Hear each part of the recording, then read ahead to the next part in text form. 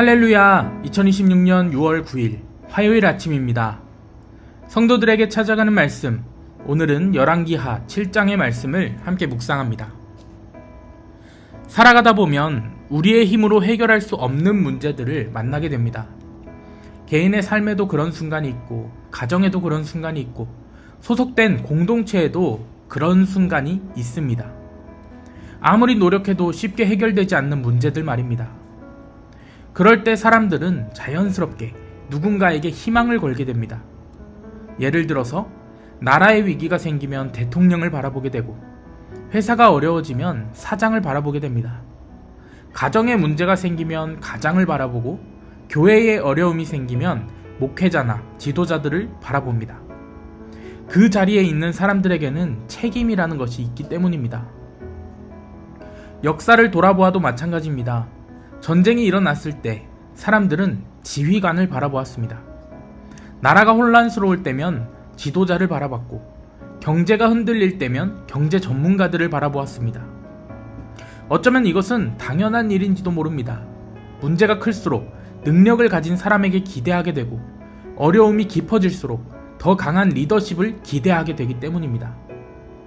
그래서 우리는 위기의 순간마다 책임 있는 사람, 능력 있는 사람, 영향력 있는 사람에게 기대를 걸게 됩니다. 그런데 성경을 읽다 보면 하나님께서는 종종 사람들이 기대하는 방식으로 일하지 않으신다라는 것을 볼 수 있습니다. 능력 있고 지혜롭고 사람들이 가장 유능하다라고 생각하는 사람을 사용하시는 것이 아니라 전혀 예상하지 못한 사람을 사용하실 때가 있습니다. 하나님의 역사는 언제나 가장 강하고 지혜롭고 능력 있는 사람에게서 시작되는 것이 아니기 때문입니다. 오늘 본문도 바로 그런 이야기입니다. 열왕기하 7장은 사마리아 성이 아람 군대에게 포위된 상황입니다. 상황은 어렵다라는 말로 표현하기 어려울 정도였습니다. 먹을 것이 완전히 떨어졌고 사람들은 굶주림에 시달리고 있었습니다. 전장인 열왕기하 6장을 보면 그 참혹한 현실이 그대로 기록되어 있습니다. 나귀 머리가 비싼 값에 거래되고 비둘기 똥마저 음식으로 팔립니다. 심지어 자식을 삶아먹는 비극까지 벌어집니다. 나라 전체가 무너져 내리고 있었습니다. 이런 상황이라면 사람들은 누구를 바라보겠습니까? 당연히 왕일 것입니다. 왕이 결정을 내리고 나라를 지켜야 합니다. 그 당시 백성들은 왕궁과 군대를 바라보았을 것입니다. 어떻게든 이 포위망을 풀어줄 방법이 나오기를 기대하면서 말입니다. 그런데 하나님은 사람들의 시선과는 전혀 다르게 구원의 역사를 시작하십니다. 오늘 본문 3절 상반절의 말씀 함께 읽겠습니다. 성문 어귀에 나병 환자 4사람이 있더니. 오늘 본문은 그 절망적인 상황 속에서 왕궁도 아니고 군대가 있는 곳도 아닌 성문 어귀를 보여줍니다. 그리고 그곳에 4사람, 특별히 나병을 앓고 있는 자들에 주목합니다. 이들은 당시 사회에서 가장 소외된 사람들이었습니다. 나병 환자는 공동체 안에서 살아갈 수 없었습니다. 성 안으로 들어갈 수도 없었고 사람들과 함께 생활할 수도 없었습니다. 한마디로 성문 밖 사람들로 분류되어 사람답게 살아가지 못했던 자들입니다. 그런데 아람 군대가 사마리아를 포위하면서 이들의 상황 또한 더욱더 절망적으로 변해갔습니다. 원래도 힘겹게 살아가던 사람들인데 이제는 먹을 것을 구할 길마저 막혀버렸습니다. 성 안 사람들도 굶주리고 있었고 성문 밖에 있던 이들 역시 죽음을 기다릴 수밖에 없는 상황이었다는 것입니다. 그래서 본문 4절을 보면 그들은 이렇게 이야기합니다. 만일 우리가 성읍으로 가자고 말한다면 성읍에는 굶주림이 있으니 우리가 거기서 죽을 것이요. 만일 우리가 여기서 머무르면 역시 우리가 죽을 것이라. 그런즉 우리가 가서 아람 군대에게 항복하자. 그들이 우리를 살려두면 살 것이요 우리를 죽이면 죽을 것이라 하고. 성 안으로 들어가도 죽습니다. 하지만 그 자리에 그대로 앉아 있어도 죽습니다. 그렇다고 아람 군대에게 간다고 해서 살 수 있다는 보장도 없습니다. 한마디로 이들은 어디를 둘러보아도 희망을 발견할 수 없는 사람들이었습니다. 그런데 하나님은 바로 그 사람들을 사용하기 시작하십니다. 4절 하반절에서도 보셨듯이 그들은 결국 아람 진영으로 가기로 결정합니다. 그 선택은 마지막 선택에 가까웠습니다. 기적을 기대하며 간 것도 아닙니다. 그저 지금 이 자리에 앉아 있는 것보다 더 나쁠 수 없다라고 생각했을 뿐입니다. 그런데 그들이 아람 진영에 도착했을 때 놀라운 광경을 보게 됩니다. 사람도 없고 군대도 없었습니다. 심지어 먹을 것은 그대로 남아 있었습니다. 그 이유를 6절은 이렇게 설명합니다. 이는 주께서 아람 군대로 병거 소리와 말소리와 큰 군대의 소리를 듣게 하셨으므로 아람 사람이 서로 말하기를 이스라엘 왕이 우리를 치려하여 헷사람의 왕들과 애굽 왕들에게 값을 주고 그들을 우리에게 오게 하였다 하고. 결국 아람 군대는 하나님의 일하심을 통해 모든 것을 버려둔 채 도망쳤습니다. 그런데 여기서 우리가 주목해야 할 것이 있습니다. 하나님께서 아람 군대를 물리치셨다는 사실만이 아닙니다. 그 구원의 현장을 가장 먼저 누가 발견했는가 하는 것입니다.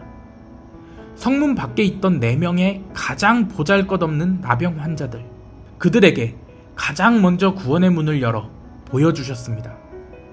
사람들이 주목하지 않았던 사람들을 하나님께서는 외면하지 않으셨던 것입니다. 이야기는 여기서 끝나지 않습니다. 나병 환자들은 아람 진영에 들어가 먹고 마십니다.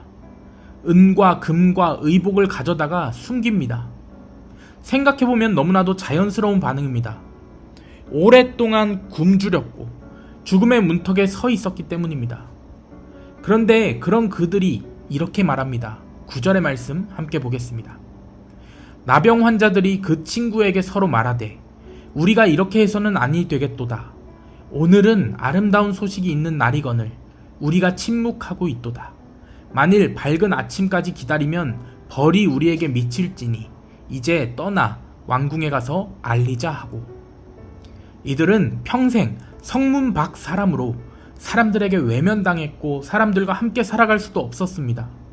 그런데 하나님께서 그들에게 가장 먼저 구원의 소식을 보여주셨을 때 그들은 그 소식을 자기들만 간직하지 않았습니다. 다시 성으로 돌아갑니다. 그리고 사람들이 아직 알지 못하는 복된 소식을 전합니다. 결국 사마리아를 살린 사람들은 왕도 군대도 아니었습니다. 성문 밖에 있던 4명의 나병 환자들이었습니다. 이것이 오늘 본문이 우리에게 보여주는 하나님의 방식입니다. 하나님은 인간의 기준에 갇혀 일하시지 않으십니다. 우리는 늘 가능성을 계산합니다. 누가 더 능력이 있는지, 누가 더 영향력이 있는지, 누가 더 적합한 사람인지를 생각합니다.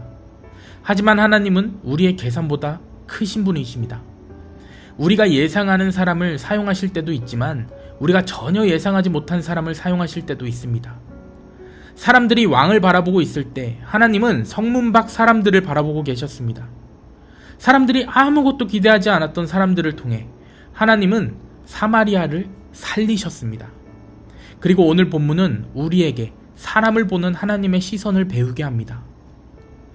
우리는 쉽게 사람을 평가합니다. 능력이 있는 사람, 능력이 없는 사람, 중요한 사람, 중요하지 않은 사람, 쓸모 있는 사람, 쓸모 없는 사람. 하지만 하나님은 그렇게 보지 않으십니다. 사람들이 보지 못하는 사람도 보시고, 사람들이 지나치는 사람도 사용하시고, 사람들이 기대하지 않는 사람을 통해서도 하나님의 일을 이루어 가십니다. 어쩌면 우리도 살아가면서 스스로를 성문 밖 사람처럼 느낄 때가 있습니다. 하나님께 쓰임받기에 부족한 것 같고, 누군가를 돕기에는 가진 것이 없는 것 같고, 중요한 일을 감당하기엔 내 능력이 너무 작아 보일 때가 있습니다. 때로는 사람들에게 잊혀진 것 같고, 주목받지 못하는 것 같고, 내 자리가 너무 작게 느껴질 때도 있습니다. 그런데 오늘 말씀은 하나님께서는 왕궁만 바라보시는 분이 아니시라는 것을 보여줍니다.